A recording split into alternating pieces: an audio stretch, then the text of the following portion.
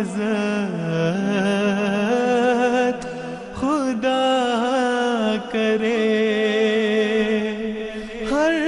ملک میں تمہاری حفاظت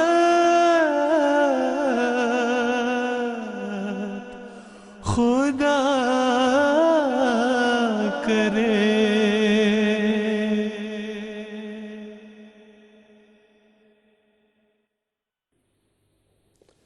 اعوذ باللہ من الشیطان الرجیم، بسم اللہ الرحمن الرحیم۔ معزز ناظرین، السلام علیکم ورحمۃ اللہ وبرکاتہ۔ پروگرام ہجرت کے اس نئے ایپیسوڈ کے ساتھ ایک دفعہ پھر ہم آپ کی خدمت میں حاضر ہیں۔ معزز ناظرین، جماعت احمدیہ عالمگیر کے دوسرے امام حضرت مرزا بشیر الدین محمود احمد صاحب رضی اللہ تعالیٰ عنہ نے خدام الاحمدیہ، جو جماعت احمدیہ میں نوجوانوں کی ایک نمائندہ تنظیم ہے اور جماعت احمدیہ عالمگیر میں کے نظام میں ایک ذیلی تنظیم ہے، اس کے ایک اجتماع سے خطاب کرتے ہوئے ایک جملہ فرمایا، ارشاد فرمایا کہ قوموں کی اصلاح نوجوانوں کی اصلاح کے بغیر نہیں ہو سکتی۔ یہ جملہ بعد میں خدام الاحمدیہ کے لیے، نوجوانوں کی اس نمائندہ تنظیم کے لیے اور تمام جماعت احمدیہ عالمگیر کے لیے ایک نصب العین کی حیثیت اختیار کر گیا، جیسا کہ خلیفۃ المسیح کے منہ سے ارشاد فرمایا ہوا ہر جملہ جماعت احمدیہ عالمگیر کے لیے نصب العین کی حیثیت ہی رکھتا ہے۔ لیکن یہ بھی ایک حقیقت ہے کہ قوموں کی اصلاح میں اگر نوجوانوں کی اصلاح پہ بات کی جائے تو اس کی بنیاد جو ہے وہ بچپن سے رکھی جاتی ہے، اور بچپن میں والدین کا کردار بچوں کی اصلاح اور تربیت میں نہایت کلیدی حیثیت رکھتا ہے۔ دنیا کے تمام ممالک میں اور تمام خطۂ ارض میں ہی جہاں جہاں بھی انسان موجود ہے، والدین اپنے بچوں پر توجہ دیتے ہیں، ان کی تربیت کرتے ہیں، اس کی طرف توجہ ان کی ہوتی ہے، لیکن یورپ میں یہ اس لحاظ سے بھی زیادہ اہمیت کا حامل ہو جاتا ہے یہ مضمون کہ یہاں پر ایک خاص رنگ میں آزادی ہے، اور بچوں پر نظر رکھنا والدین کا ایک ایسی ذمہ داری ہے کہ جس کو ادا نہ کر سکنے کی صورت میں آئندہ آنے والی نسلوں کے ضائع ہونے کا احتمال ہوتا ہے۔ جماعت احمدیہ میں خدا تعالیٰ کے فضل سے حضرت خلیفۃ المسیح کے زیر نگرانی اور زیر ہدایت ہمیشہ سے اطفال الاحمدیہ سے لے کے بچپن سے لے کے اور پھر نوجوانوں کی تنظیم کی سطح پر خدام الاحمدیہ میں بھی بچوں کی اور نوجوانان کی تربیت اور تعلیم کا اہتمام کیا جاتا ہے، اور یہی ہمارے آج کے اس پروگرام کا موضوع بھی ہے، جس میں ہمارے ساتھ دو معزز مہمان اس وقت اسٹوڈیوز میں موجود ہیں۔ سب سے پہلے میں آپ سے تعارف کروا دیتا ہوں، ہمارے ساتھ تشریف رکھتے ہیں مکرم و محترم چودھری مقصود الرحمان صاحب۔ آپ خاص طور پر اس پروگرام میں شرکت کے لیے فرانس سے تشریف لائے ہیں، آپ صدر جماعت ہیں جماعت احمدیہ پیرس کے، تو اس سب میں آپ کی تشریف آوری کا بہت شکر گزار ہوں۔ آپ کے ساتھ تشریف رکھتے ہیں مکرم محترم مولانا شمشاد احمد قمر صاحب، آپ پرنسپل جامعہ احمدیہ جرمنی ہیں۔ امام صاحب، میں آپ کی تشریف آوری کے لیے بھی تہہ دل سے مشکور ہوں۔ سب سے پہلے آغاز کرتے ہیں امام صاحب سے۔ امام صاحب، یورپ کے ماحول میں بچوں کی تعلیم و تربیت، جیسا کہ میں نے عرض کیا کہ اس لحاظ سے زیادہ بھاری ذمہ داری والدین پہ عائد ہو جاتی ہے کہ یہاں پر ہماری اسلامی اقدار، ہمارا جو کلچر ہے اور جو تعلیمات ہیں، اس کے سکھانے کا ذریعہ جو ہے وہ گھر ہے، اور وہ یونٹ جو ہے وہ گھر ہے، اس سے باہر سے ہمیں وہ مدد نہیں ملتی۔ تو اکثر والدین کا یہ سوال ہوتا ہے کہ اتنی بھاری ذمہ داری کو ادا کرنے کے لیے کون سا راستہ آخر اختیار کیا جائے، تو آپ کس طرح سے رہنمائی فرمائیں گے؟ اعوذ باللہ من الشیطان الرجیم، بسم اللہ الرحمن الرحیم۔ آپ نے ابھی یورپ کا ذکر فرمایا کہ یورپ میں والدین کی یہ فکر ہوتی ہے کہ نئی نسل کو کس طرح سنبھالا جائے، کیونکہ ان کی اخلاقی اقدار، روحانی اقدار وہ بالکل مختلف ہیں ہماری اسلامی اقدار سے۔ لیکن عرض یہ ہے کہ اسلام ایک ایسا مذہب ہے جس کے اندر اللہ تعالیٰ نے ہر قسم کی رہنمائی فرمائی ہوئی ہے، اور یہ آج کی جو دنیا ہے، مغربی دنیا، جس کے اندر اکثریت عیسائی مذہب کی ہے، اس کے بارے میں اور ان کے اندر کیا خوبیاں ہوں گی، کیا خامیاں ہوں گی، کن سے بچنا ہے، کن سے نہیں بچنا، اللہ اور اس کے رسول نے آج سے 1500 سال پہلے قرآن اور حدیث میں یہ ساری باتیں وضاحت سے بیان فرما دی تھیں۔ اور پھر اس کے بعد حضرت مسیح موعود علیہ الصلوۃ والسلام اور آپ کے خلفائے کرام نے بڑی روشنی ان باتوں کے اوپر ڈالی ہے۔ اب آن حضور صلی اللہ علیہ وسلم نے ایک پیشگوئی بیان فرمائی تھی کہ آخری زمانے میں دجال آئے گا، اور دجال سے کون سی قومیں مراد ہیں؟ حضور نے فرمایا تھا کہ اس دجال سے بچنے کے لیے سورہ کہف کی ابتدائی 10 آیات اور آخری 10 آیات پڑھنا، تو وہ عیسائی اقوام کے متعلق ہیں۔ اب اس میں اس تفصیل میں تو نہیں جاؤں گا کیونکہ دجال ہمارا موضوع نہیں ہے، لیکن تربیت کے حوالے سے اور خاص طور پہ جب یورپ کا ذکر آتا ہے، ہمیں یہ دیکھنا ہے کہ آن حضور صلی اللہ علیہ وسلم نے کیا نشانیاں بیان فرمائی ہیں۔ ان میں سے ایک نشانی دجال کی یہ بیان فرمائی تھی جو ہمارے لیے مشعل راہ ہے تربیت کے حوالے سے، کہ دجال دائیں آنکھ سے اندھا ہوگا اور بائیں آنکھ اس کی بہت تیز ہوگی۔ دائیں سمت تعبیر الرؤیا میں روحانیت اور اخلاقیات سے تعبیر کی جاتی ہے، اور بائیں سمت سے مراد دنیا ہوتی ہے۔ تو گویا آن حضور صلی اللہ علیہ وسلم نے یہ اس وقت بیان فرما دیا تھا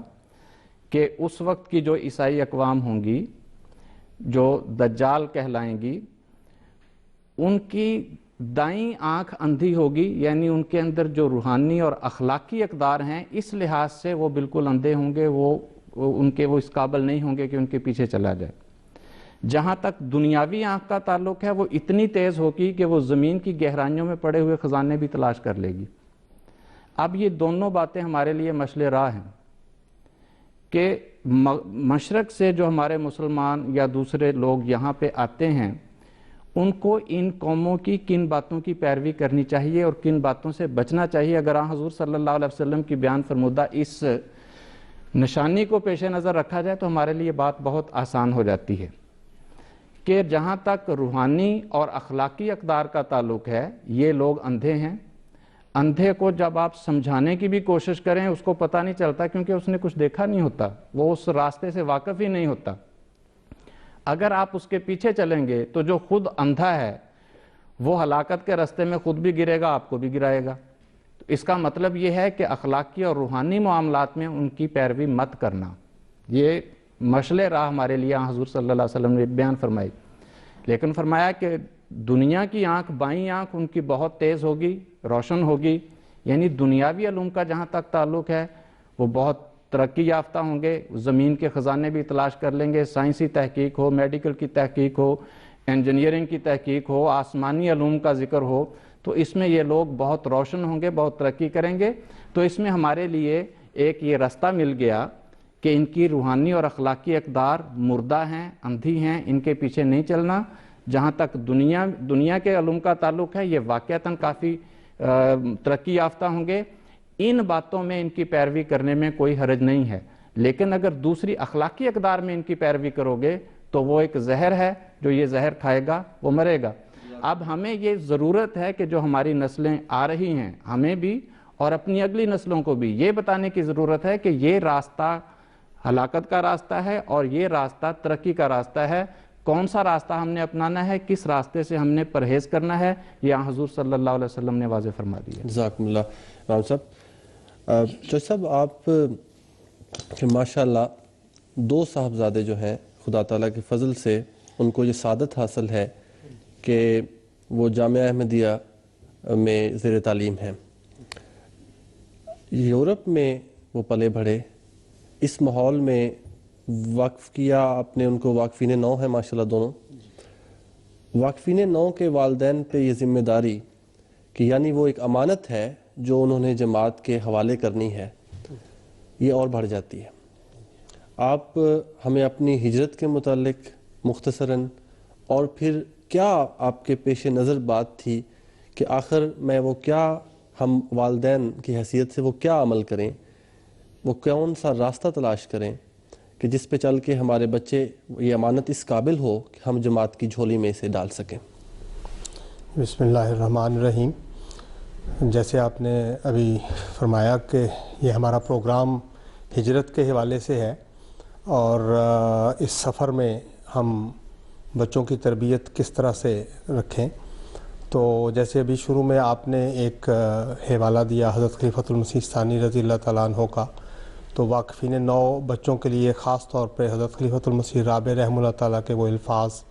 کہ تم ایک خاص وقت میں ایک خاص مقصد کے لیے پیدا کیے گئے ہو، ان کی بھی بہت اہمیت ہے، اور اللہ تعالیٰ کی دی ہوئی توفیق سے ہمیں ہر وقت یہ چیز پیش نظر رہی۔ اور ہجرت ہے، سفر ہے، اور فطری سی بات ہے کہ سفر میں ہر شخص کچھ نہ کچھ زاد راہ ساتھ لے کے چلتا ہے، اور ہمارا احمدی کی حیثیت سے زاد راہ بزرگوں کے ارشادات اور بزرگوں کی دی ہوئی رہنمائی ہی ہے۔ حضرت مسیح موعود علیہ الصلوۃ والسلام کے ارشادات تربیت اولاد کے سلسلے میں، حضرت خلیفۃ المسیح ثانی رضی اللہ تعالیٰ عنہ کے، حضرت مرزا بشیر احمد کی نسائے ماؤں کے لیے، حضرت نواب مبارکہ بیگم صاحبہ کی، اس طرح تمام بزرگوں کی اور موجودہ حضور کے ارشادات واقفین نو کے لیے۔ تو خاص طور پہ اس سفر میں جب میں نے، جیسے آپ نے کہا کہ کچھ سفر کا ذکر ہو جائے، 1993 میں نے پاکستان چھوڑا تھا، اور پھر ہم کچھ عرصہ کے لیے رشیا میں رہے، بچے ابھی چھوٹے تھے، تو انہوں نے کچھ تعلیم رشیا میں حاصل کی ہے، اس کے بعد پھر ہم لوگ یورپ میں آ گئے اور باقی کی تعلیم یہیں حاصل کی ہے۔ بچوں کا تعلیم کا سارا سفر یورپین ماحول میں ہی گزرا ہے، لیکن یہ سب اللہ تعالیٰ کا فضل ہے، بزرگوں کی دعائیں ہیں، اور اس میں کوئی شک نہیں کہ بزرگوں کے ارشادات کو پیش نظر رکھنے کی توفیق حاصل رہی ہے۔ حضرت مسیح موعود علیہ السلام نے جیسے فرمایا کہ بچوں کو مارے نہیں، اور اس بات سے منع کرنے کے لیے آپ نے یہاں تک تاکید فرما دی کہ جو والد یہ سمجھتا ہے کہ ہم بچوں کو مار پیٹ کر اصلاح کر سکتے ہیں، گویا وہ شرک کرتا ہے۔ بالکل، یعنی تو اس سے بڑی تاکید نہیں ہو سکتی۔ جی، بچوں کے ساتھ ایک پیار اور محبت کا جو سلوک ہے اور رویہ ہے وہ رکھنا۔ امام صاحب، آج کے اس دور میں تربیت کا، وہ چھوٹے ہوں یا بڑے، سب کے لیے سب سے بڑا ذریعہ جو ہے وہ اللہ تعالیٰ کے فضل سے جو آج ہمیں گھر گھر میسر ہے، وہ حضرت خلیفۃ المسیح ہیں، ان کے ارشادات ہیں۔ اپنے بچوں کو خلافت کی گود میں ڈالنے کے لیے کس عمر سے کیا اقدامات والدین کو کرنے چاہیے؟ دیکھیں جی، جہاں تک خلافت سے تعلق کی بات ہے، وہ تو بچپن ہے۔ بچے کا آغاز تو بات کی بات ہے، ہمیں یہ دیکھنا چاہیے کہ جب ہم خلافت کے ساتھ تعلق کی بات کرتے ہیں، پہلے والدین کو دیکھنا چاہیے کہ ان کا اپنا خلافت کے ساتھ کتنا تعلق ہے۔ اگر والدین کا اپنا تعلق خلافت کے ساتھ نہیں ہے تو یہ ممکن ہی نہیں ہو سکتا کہ وہ بچے کا تعلق خدا تعالی خلیفہ وقت کے ساتھ پیدا کر سکیں، کیونکہ بچے نے والدین سے سیکھنا ہوتا ہے۔ گھر میں بچہ چھوٹا ہوتا ہے، اور بظاہر یہ خیال کرنا کہ ابھی چھوٹا ہے، بچہ ہے، اس کو کیا پتہ، یہ ایک بھول ہوتی ہے، غلط فہمی ہوتی ہے۔ بچہ والدین کی ایک ایک حرکت کو نوٹ کرتا ہے اور اس کو اپناتا ہے۔ اگر والدین گھر میں خود خلافت کے ساتھ محبت کرنے والے ہیں، گھر میں خود ڈرامے دیکھنے کی بجائے حضرت خلیفۃ المسیح ایدہ اللہ تعالیٰ بنصر العزیز کا خطبہ لگاتے ہیں، آپ کی کلاسز دیکھتے ہیں، دوسرے پروگرام دیکھتے ہیں، دلچسپی ظاہر کرتے ہیں، اور پھر بچے کو ساتھ بٹھاتے ہیں اور بتاتے ہیں کہ یہ حضور ہیں، حضور کیا کر رہے ہیں، کیا فرما رہے ہیں، تو وہاں سے بچے کا آغاز ہوتا ہے، بچپن سے۔ اگر والدین کا اپنا تعلق نہیں ہے تو پھر یہ کوشش کرنا کہ ہم خطبہ دیکھیں یا نہ دیکھیں، کلاس حضور کی اٹینڈ کریں، ٹی وی پہ دیکھیں یا نہ دیکھیں، لیکن بچے کو تلقین کرتے رہیں، یہ ممکن نہیں ہو سکتا۔ اگر ہم خود کر رہے ہیں تو پھر بچے بھی اس کو اپنائیں گے۔ اور پھر ایک بات یہ بھی ضروری ہوتی ہے کہ بچہ جب پھر بچپن سے تھوڑا بڑا ہوتا ہے، کہانیاں سننے کا اس کو شوق ہوتا ہے، تو اس کو جہاں دوسری کہانیاں، سبق آموز کہانیاں انسان بتاتا ہے،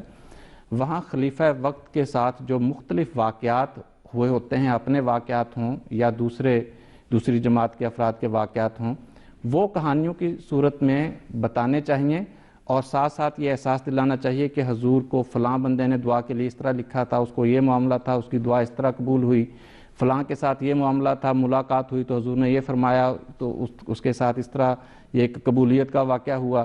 تو اس قسم کے ایمان افروز واقعات سنا کے بچے کے دل میں خلیفہ وقت کی محبت ڈالی جائے کہ یہ وہ وجود ہے جو اس دنیا میں اللہ تعالیٰ نے اپنے رنگ میں رنگین ایک وجود دنیا کے سامنے پیش کیا ہے کہ میرے ساتھ تعلق پیدا کرنا ہے تو اس کے ساتھ تعلق پیدا کرو۔ اگر اس وجود کے ساتھ تعلق ہوگا تو پھر اللہ تعالیٰ کے ساتھ تعلق ہوگا، اس کے ساتھ محبت ہوگی تو خدا سے محبت پیدا ہو جائے گی، اور جب خدا سے محبت پیدا ہو جائے گی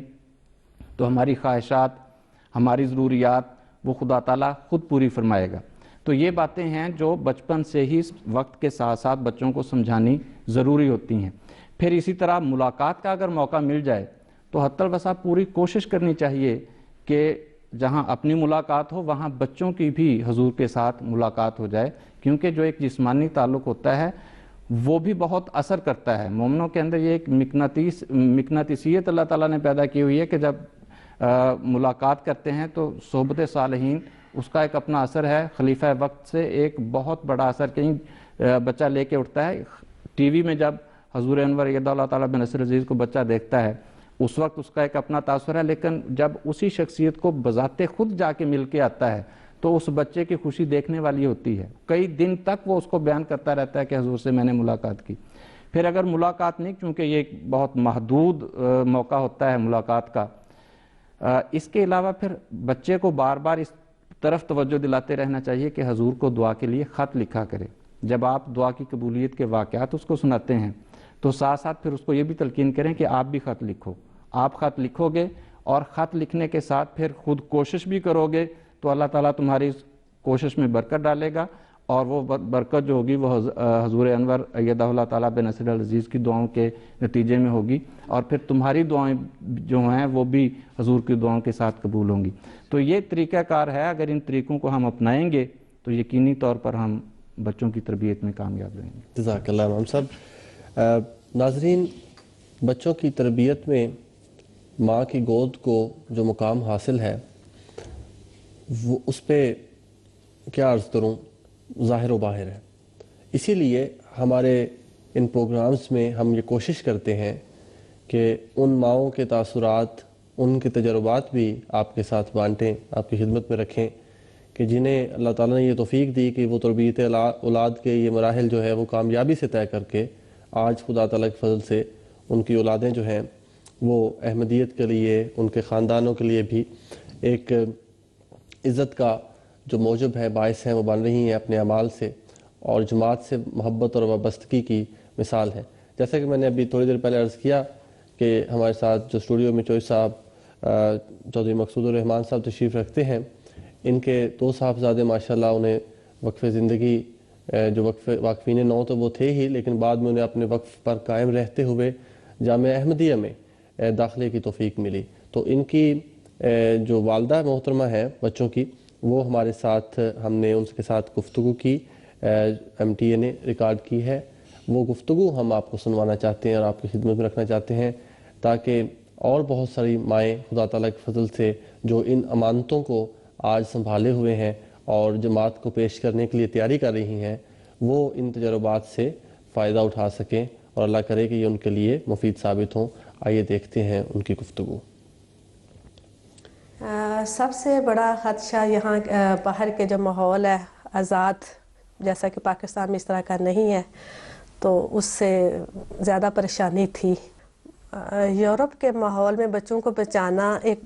بہت مشکل کام ہے کہ آپ گھر میں تو بچے کی تربیت کر لیں یا اس پہ نظر رکھ لیں، لیکن آپ باہر کیسے کر سکتے ہیں؟ تو میرا اپنا ذاتی یہ خیال ہے کہ یہ صرف خدا تعالیٰ کا ایک محض ایک فضل اور خلافت کی برکات ہے۔ شروع سے ان کو حضور کو خط لکھنا، بچوں کو سب سے پہلی بات یہ تھی کہ کبھی بھی کوئی ہونا، ہر ماں حضور کا خط ضرور لکھو بچوں، اور یہ خط لکھا کرتے تھے، سارے بچے خط لکھا کرنا بچوں نے۔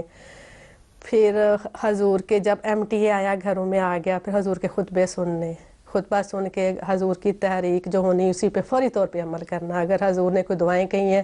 بچوں کو اسی وقت دعائیں کہنے کہ بچے یہ دعائیں یاد کرتا، اور بچوں نے بڑی خوشی سے یاد کرنی دعائیں۔ روزہ تو میرا خیال ہے جب سے حضور نے روزے کا کہا، کبھی روزہ بچوں نے نہیں مس کیا کہ کبھی مس کیا ہو، ہمیشہ روزہ رکھنا ہے۔ جو بھی تحریک آنی ہے، جو بھی حکم حضور کا آنا ہے، اس پہ ہمیشہ بچوں نے عمل کرنا ہے۔ ہم جب باہر آئے ہیں تو بھی مشن ہاؤس کے ساتھ، نماز سینٹر کے ساتھ بچوں کا تعلق جو تھا وہ رہا۔ ہاں جی بالکل، ان کے ساتھ نمازیں جو ہے وہ نماز سینٹر میں اور ویکینڈ جو ہے وہ مشن ہاؤس میں بچے گزارا کرتے تھے. یہ صبح تلاوت کی ضرور بچوں کی عادت ڈالنی ہے، خود پڑھنا ہے ظاہر ہے، جب ساتھ بچوں کو لے کے بیٹھ جانا ہے، بچوں نے تلاوت کرنی ہے اور نمازوں کے جو ہیں وہ مسجد میں. تو کبھی گھر سے ان کو اس چیز کا ہوا ہی نہیں ہے کہ اگر جماعتی کام ہے تو بے شک بیٹا جب رات ساری بھی لگانی پڑے تو لگاؤ. آپ کبھی پابندی نہیں اس چیز پہ ہوئی کہ نہیں آپ نے یہ کام کرنا، باہر کا کام کرنا، دنیا داری کا کام کرنا، نہیں. پہلے جماعت ہے، بعد میں کوئی اور کام ہے. جامعہ میں بچوں کا جانے کا فیصلہ جو تھا ان کا اپنا ذاتی تھا. ان کی اپنی بڑی خواہش تھی کہ ہم جامعہ میں جائیں، بجائے اس کے کوئی پڑھائی کریں یا کچھ کریں. جیسے ایک ماں کی خواہش ہوتی ہے کہ بچہ پڑھے لکھے، کچھ ڈاکٹر بنے یا کچھ اور، لیکن ان بچوں کی شروع سے ہی یہ تھی، خواہش تھی، جیسے کہہ لیں ایک جنون تھا کہ میں مربی بنوں. خدا کی راہ کے دیے ہوئے بچے ہیں، وہ مجھے کبھی بھی نہیں آیا، کبھی خیال بھی نہیں میں نے کیا کہ یہ بچے واپس آئیں یا یہ بچے کمائیں یا یہ بچے کچھ کریں. کبھی بھی نہیں، کبھی بھی نہیں. اپنے آپ کو بڑی خوش قسمت سمجھتی ہوں کہ میرے 2 بچے خدا کی راہ میں ہیں، اور میری خواہش ہے کہ اللہ تعالیٰ انہیں خادم دین بنائے، لوگوں کے لیے ایک مفید انسان بنائے، ہمیشہ ایک اچھے انسان بنے اور اچھی، جیسے بہت اچھے انسان بنے. میری خواہش ہے وہ جہاں بھی رہیں. مجھے کبھی یہ خواہش نہیں ہے کہ میرے پاس رہیں یا یہ ہو وہ ہو، نہیں. جہاں خلیفہ وقت کا حکم ہو بچے وہاں جائیں. جی تو معزز ناظرین، ابھی آپ ایک گفتگو سماعت فرما رہے تھے جو ہم نے ایک ایسی ماں کے ساتھ ریکارڈ کر رکھی تھی کہ جن کے 2 صاحبزادے ماشاءاللہ سے جامعہ احمدیہ میں تعلیم پا رہے ہیں. اور جب ہم یہ کہتے ہیں کہ جامعہ احمدیہ میں تعلیم پا رہے ہیں یورپ کے ماحول میں پلنے بڑھنے کے بعد، واقفین نو اللہ تعالیٰ کے فضل سے، جیسا کہ حضور نے اکثر فرمایا ہے، اور بہت ساری ایسے شعبہ جات ہیں جہاں پہ جائیں اور بہت جا رہے ہیں الحمدللہ. لیکن یہ ایک ایسی ایک منزل ہے کہ جو ان کو وقف کرتے وقت ہر واقفین کے جو والدین ہیں ان کے دلوں میں ہوتی ہے کہ کاش ہمارا بچہ بھی مبلغ سلسلہ بن کے محمد صلی اللہ علیہ وآلہ وسلم اور حضرت اقدس مسیح موعود علیہ السلام کا پیغام، خدا تعالیٰ کا پیغام جو ہے وہ ساری دنیا کے کناروں میں پھیلانے والا بنے اور اس میں اپنا حصہ ڈالنے والا بنے. تو اس لحاظ سے نمائندگی کے طور پر ہم ایسے والدین جو ہیں ان کو ہم نے اپنے ساتھ زحمت دی کہ وہ تشریف لائیں اور گفتگو کریں. جو سب ہم نے اس گفتگو سنی تو ایسا لگا کہ جیسے ایک بہت پرسنل ریلیشن شپ جو ہے بچوں کے ساتھ وہ ڈیولپ کیا، آپ نے اس کو قائم کیا. تو یہ اس کے بارے میں کچھ بتائیں کہ کیسا تعلق ہونا چاہیے والدین کا. اگر ہم انہیں باہر کی دوستیوں سے اور باہر کی مصروفیات سے کہتے ہیں اور بجا طور پہ توقع رکھتے ہیں کہ وہ نہ اس میں انوالو ہوں، تو پھر گھر میں ہم ان کو کیا مصروفیات دیتے ہیں؟ بات جیسے ابھی پرنسپل صاحب فرما رہے تھے کہ اپنا ذاتی نمونہ بڑی اہمیت کا حامل ہے، ماں کا بھی اور باپ کا بھی. لیکن آپ نے بات شروع کی ہے ذاتی تعلق کے حوالے سے. حضرت مسیح السلام نے بھی اس کے اوپر توجہ دلائی ہے اور میں بھی سمجھتا ہوں کہ یہ بہت امپورٹنٹ ہے. اور اللہ تعالیٰ نے ہمیں اس قابل بنایا کہ بچوں سے حتی الوسع دوستانہ ماحول رکھیں. گھر میں ان کے ساتھ کھیلنا بھی ہے، بچوں سے ایسی حرکتیں بھی کر لینی ہیں، اور جیسے جیسے وہ کھیلنا پسند کرتے ہیں ان کے ساتھ کمپنی دینی ہے. حتیٰ کہ اگر وہ گھر میں کو کھیلتے کودتے ہوئے توڑ پھوڑ بھی کر دیتے ہیں تو اس پر میں نے سرزنش کرنی کبھی مناسب نہیں سمجھی کہ کھیل ہے، کھیل میں ہو ہی جاتا ہے، تاکہ بچے آزادانہ طور پر ہمارے ساتھ کھیلتے ہوئے کوئی یہ محسوس نہ کریں کہ باپ اور بیٹے کا کوئی جو درمیانی فرق ہوتا ہے. تو اس سے ایک تعلق اچھا بچوں کے ساتھ بلڈ ہو جاتا ہے. پھر آپ جب کیریکٹر بلڈنگ کے لیے ان کو کچھ نصیحت کرنے لگتے ہیں تو وہ بھی وہ غور سے سنتے ہیں. بالکل. اور جو ہمارے یورپ میں خاص طور پر کیونکہ یہاں پر 5 دن کام کے ہوتے ہیں، یا یورپ سے مراد دوسرے فرسٹ ورلڈ میں امریکہ، آسٹریلیا وغیرہ بھی، تو وہاں پر جو ویکینڈ ہوتا ہے وہاں پہ خاص طور پہ جماعتی پروگرامز خاص طور پہ رکھے جاتے ہیں، تربیت کے اور دوسرے دیگر تمام پروگرامز. تو وہ جو آپ نے پرسنل تعلق بنایا ہوتا ہے وہ آپ کی مدد کرتا ہے پھر آپ کو ان بچوں کو وہاں تک لے جانے میں، مسجد کے ساتھ اٹیچ کرنے میں؟ جی بالکل، وہ بہت مدد کرتا ہے ذاتی تعلق. اور جب ہماری ذاتی مصروفیات ہی ایسی ہیں، ہمارا اٹھنا بیٹھنا، ہمارا سونا جاگنا، ہمارا اپنی لیجر ٹائم کس طرح گزارنے کا جو بھی طریقہ ہے، جس طرح سے ہم نے ڈیولپ کیا ہے بچوں کے لیے بھی وہی بن جاتی ہے ایک رہنمائی کا باعث. جیسے ابھی محترم امام صاحب نے فرمایا کہ والدین کی دلچسپیاں، والدین کے تعلقات، والدین کی محبتیں بچوں میں قدرتی طور پر منتقل ہو جاتی ہیں. جن رشتہ داروں سے والدین محبت کرتے ہیں تو بچے بھی کرنے لگتے ہیں. اگر ہم خلفاء سے محبت کرتے ہیں تو بچے بھی خلیفہ وقت سے محبت ڈیولپ کر لیتے ہیں. اور اگر ہمارا سارا وقت جو سارا نظام دیا ہوا ہے یہ بھی خلافت کا حصہ ہے اور حضور خلیفہ وقت کا دیا ہوا ہے، یہ مشن ہاؤسز، یہ مسجدیں، تو اگر ہمارا تعلق مسجد کے ساتھ گہرا ہے تو بچوں کا تعلق بھی مسجد کے ساتھ گہرا ہو جاتا ہے. اور بڑی خوشی کی بات ہے یہ میرے لیے کہ ہمارے بچے اگر ویکینڈ کہیں گزارنے کا ان کو شوق ہوتا تھا یا کبھی گھر سے باہر رہنے کا شوق ہوتا تھا تو وہ بھی زیادہ سے زیادہ مسجد کی حد تک. تو ہمیں اس میں کبھی کوئی مشکل محسوس نہیں ہوئی تھی. ہم آسانی سے ان کو اجازت دے دیتے تھے کہ ٹھیک ہے آپ اگر آج رات بھی مسجد میں رہنا چاہتے ہیں تو رہیں. بالکل، جیسا کہ ہم سن بھی رہے تھے کہ اگر وہ جماعتی کام کے لیے باہر رہتے ہیں تو وہ اس طرح، وہ تو بالکل یوں ہے کہ ہم اللہ تعالیٰ کے فضل سے انہیں ایک حصار میں دے دیتے ہیں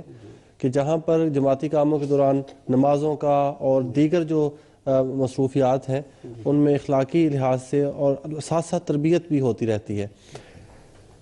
جزاکم اللہ. امام صاحب، خلافت کے ساتھ جو تعلق اور اٹیچمنٹ ہے وہ تربیت اولاد کے مرحلے کو کس طرح آسان کرتی ہے؟ دیکھیں، عرض یہ ہے کہ میں نے ابھی آپ کو اس سے پہلے دجال کی مثال دی ہے. اس میں حضور صلی اللہ علیہ وسلم نے جہاں دجال کی پیشگوئی بیان فرمائی تھی وہاں اس کا علاج بھی بیان فرمایا تھا. ایک تو حضور نے فرمایا تھا کہ اس کا مقابلہ کوئی اور قوم نہیں کر سکے گی. حضرت مسیح موعود علیہ الصلوۃ والسلام تشریف لائیں گے، وہ دجال کا مقابلہ کریں گے اور وہ اس کی ہلاکت کے سامان کریں گے. اور اس کو حضرت مسیح علیہ السلام کو دیکھ کے دجال اس طرح پگھلے گا جیسے نمک پانی میں پگھل جاتا ہے. اور اس کے ساتھ ایک اور پیش گوئی حضور صلی اللہ علیہ وسلم نے اس زمانے کے بارے میں بیان فرمائی تھی. حضور نے فرمایا کہ میں رہوں گا جب تک اللہ چاہے گا، پھر میرے بعد خلافت علی منہاج نبوت قائم ہوگی، پھر ملوکیت آئے گی، پھر تکلیف دہ حکومتیں آئیں گی، اور پھر اس کے بعد پھر خلافت علی منہاج نبوت ہوگی، اور پھر ثم سکت، پھر حضور خاموش ہو گئے. اب اس میں دو چیزیں، ایک تو حضرت مسیح موعود علیہ السلام کی آمد اور پھر حضور کے بعد خلافت کی آمد آخری زمانے میں. یہ حضور صلی اللہ علیہ وسلم نے ہی اس کا علاج بیان فرمایا ہے جس سے ہم بچنے کی کوشش کر رہے ہیں، خاص طور پہ یورپ کے اندر. تو یہاں پہ جو دجالی جال پھیلا ہوا ہے اخلاقی اور روحانی اقدار کو ختم کرنے کے لیے، اس کا علاج دراصل حضرت اقدس محمد مصطفیٰ صلی اللہ علیہ وسلم نے حضرت مسیح موعود علیہ السلام اور آپ کی خلافت کو بیان فرمایا ہے. اس لیے یہ ضروری ہے کہ حضرت مسیح موعود علیہ السلام نے جو روشنی ہمیں عطا فرمائی ہے اور وہ روشنی آج ہمیں خلافت کے ذریعے سے مل رہی ہے، دراصل ان تمام مسائل کا علاج وہی روشنی ہے. اور یہ روشنی اگر ہم آج حاصل کرتے ہیں خلیفہ وقت سے، آپ کے ساتھ تعلق پیدا کر کے، آپ کے ساتھ اس تعلق کو زندہ رکھتے ہوئے کہ جو ہدایات خلیفہ وقت عنایت فرما رہے ہیں، تو جب ان ہدایات کو پیش نظر رکھیں، ان کو سنیں اور ان کے اوپر عمل کریں، تو جب وہ خلافت آ گئی، اس خلافت کے ہاتھ پہ ہم نے بیعت کر لی، تو وہاں پھر اپنے ارادے ختم ہو جانے چاہیے، اپنے ارادے خلیفہ وقت کے ارادوں میں ڈھل جانے چاہیے، اپنی تدبیریں خلیفہ وقت کی تدبیریں بن جانی چاہیے، اپنی خواہشات، اپنی آرزویں، اپنی تمنائیں، یہ سب ختم، بلکہ خلیفہ وقت ایدہ اللہ تعالیٰ بنصر العزیز کے ارادے، آپ کی تدبیریں، آپ کی خواہشیں، آپ کی تمنائیں، جو کچھ آپ کا ہے وہی ہمارا ہوگا. جب اس چیز کو اپنا لیں گے تو پھر روشنی دراصل انہی باتوں کے اندر ہے، اور یہی روشنی ہے جو ہم مشرق سے لے کے یہاں آئے ہیں. ان لوگوں کے پاس جن کی روحانی آنکھ اندھی ہے، جو دیکھ نہیں پاتے، ان کو ہم یہ روشنی دیں گے، ہماری نسلیں ان کو یہ روشنی دیں گی، تو سچائی کا آفتاب جو حضور صلی اللہ علیہ وسلم نے فرمایا تھا کہ مغرب سے چڑھے گا تو انہی نسلوں کے ذریعے سے چڑھے گا. اور اس کی ضرورت بہرحال یہ ہے کہ ہم خلافت کے ساتھ وابستہ رہیں اور خلافت کی تمام جو ہدایات ہیں ان کے اوپر عمل کریں، اس لیے کہ خلیفہ وقت کی زبان سے خدا بولتا ہے. خلیفہ وقت کی کوئی تدبیر، کوئی تحریک اس کی اپنی تحریک نہیں ہوتی، وہ خدا کی تحریک ہوتی ہے، اور جو خدا کی تحریک ہے اسی میں کامیابی اور اسی میں برکت ہے. جزاکم اللہ احسن الجزا. معزز ناظرین، آج کے اس مختصر وقت میں ہم نے یہ کوشش کی کہ تربیت اولاد کے سلسلے میں جو خلافت احمدیہ کے ساتھ جو وابستگی ہے اس پہ اور اس کی برکات پہ گفتگو کی جائے۔ میں اپنے مہمانان کا تہ دل سے مشکور ہوں کہ آپ نے ہمارے لیے وقت نکالا اور اس اہم موضوع پر گفتگو میں ہمارا ساتھ دیا۔ اللہ کرے کہ ہمیں ان باتوں پر حقیقی رنگ میں عمل کرنے کی توفیق ملے اور ہم اپنی اولادیں، اپنی نسلیں خلافت کے ساتھ منسلک کر کے ان کو خدا کے ساتھ ان کا تعلق جوڑنے والے بنیں، اور خلافت کے ثمرات جو ہیں وہ خدا کرے کہ قیامت تک ہم پر ایک رحمت کی بارش کی صورت میں برستے رہیں۔ اگلے پروگرام تک کے لیے آپ سے اجازت چاہتے ہیں۔ ہمیں اپنی دعا میں خاص طور پر یاد رکھیے گا۔ السلام علیکم ورحمۃ اللہ وبرکاتہ۔ ہر ملک میں تمہاری حفاظت